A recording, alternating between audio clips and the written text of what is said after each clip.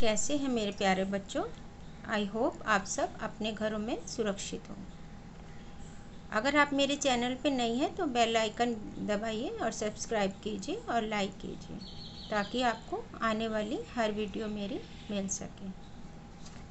बच्चों, आज मैं आपके लिए अकबर और बीरबल की एक कहानी और लेकर आई हूँ। आपको यह बहुत पसंद आएगी। मीठा दंड। एक दिन बादशाह अकबर बहुत विचारशील मुद्रा में दरबार में आए। ये देखिए,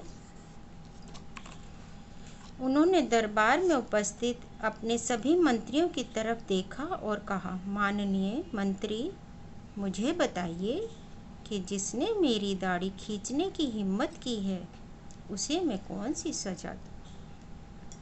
दरबार में सभी इस तरह के अजीब सवाल पर चिंतित हो गए। इस प्रकार के अपराध के लिए हर कोई आपस में चर्चा करने लगा। कौन बादशाह की दाढ़ी खींचने की हिम्मत करेगा?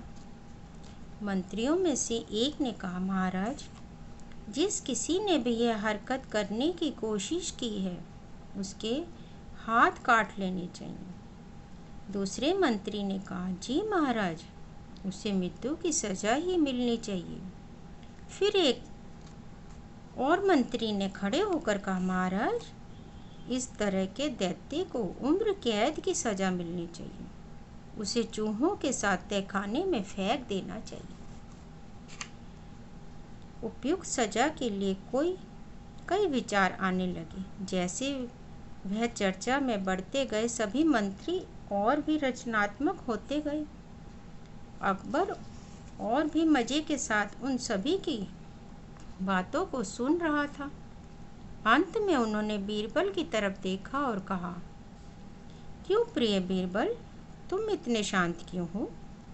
तुम्हारे मुताबिक मेरी दाढ़ी खींचने की हिम्मत करने वाले के लिए उपयुक्त सजा क्या होनी चाहिए?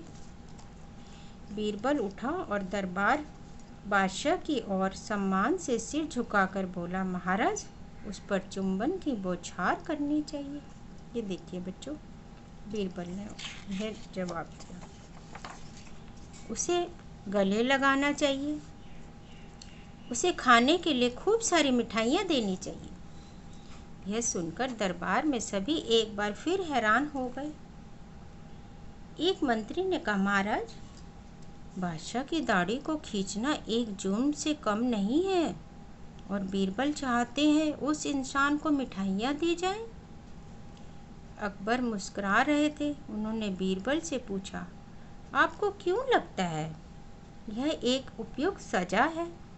बीरबल ने जवाब दिया, महाराज, आपके पोतों के अलावा उसकी दाढ़ी खींचने की हिम्मत और कौन करेगा?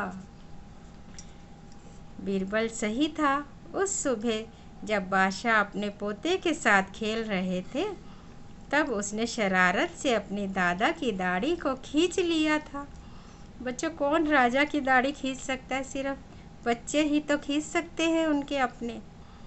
अकबर ने सोचा, यह अपने मंत्रियों की परीक्षा लेने का एक अच्छा विचार है, इसलिए उन्होंने यह अजीब सवाल पूछा था। केवल बीरबल सही ढंग से सवाल का जवाब देने में सक्षम थे। अकबर ने उसके बुद्धिमान विचार के लिए सोने का एक थैला बीरबल को भेंट दे दिया।